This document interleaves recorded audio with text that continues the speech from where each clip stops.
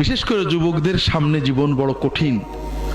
তোমরা যৌবনে আসো, যৌবন শেষ হয়ে যাবে 30, 35, 40-এ।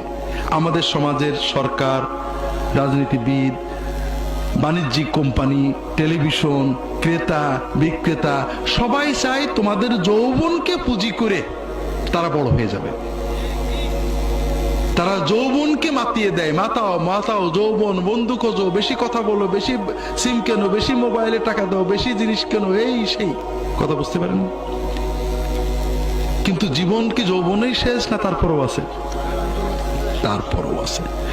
যদি একটা উদাহরণ আমি মাঝে মাঝে দিই, দুধ যখন আমরা জ্বালাই, দুধ জ্বালাই না,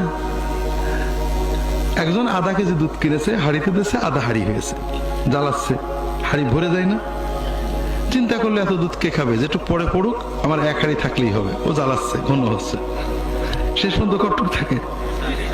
কিছু থাকে না, ঠিক না? আমাদের যৌবনটা হলো এই উদ্বেলিত, পড়ে যায়। কথা বোঝেন না? যৌবনে যদি গ্রোথ থাকে, এই জন্য যুবকেরা বুঝতে পারে না কি পড়ে যাচ্ছে। কিন্তু যখন যৌবন পার হয়ে 40, 45, 50-এ যাবে, তখন দেখবো অনেক কিছু হারিয়ে গেছে। এই জন্য পাতিলে আর কিছু নেই।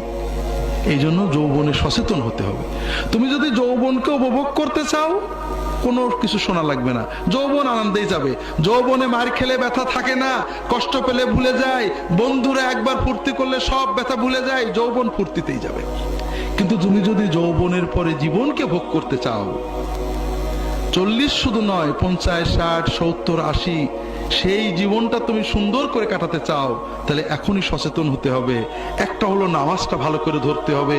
নামাজ পারি না পারি হাজিরা দিতে হবে, নামাজ শিখতে হবে, বুঝে নামাজ পড়তে হবে, নামাজের ভিতরে আল্লাহর কাছে চাওয়া শিখতে হবে। এই নামাজ তোমাকে আল্লাহর রহমতের সাথে ধরে রাখবে, দুনিয়াতে তোমাকে ভালো রাখবে, আখিরাতে ইনশাআল্লাহ জান্নাত পর্যন্ত পৌঁছে দেবে। দ্বিতীয়ত, অশ্লীলতা বেহায়াপনার পথ থেকে সরতে হবে। যাই হোক, যেটা বলছিলাম, পিতা মাতা, পরিবেশ, সমাজ সবাই নিজেদের স্বার্থে আমাদের যুব সমাজটাকে ডিরেল করে দিচ্ছে। তবে যুবকদেরকে নিজেদের স্বার্থে সচেতন থাকতে হবে, যেন আমার শেষ বয়সে আমাকে কষ্ট করতে না হয়, আল্লাহর সাথে আমার সম্পর্কটা থাকে।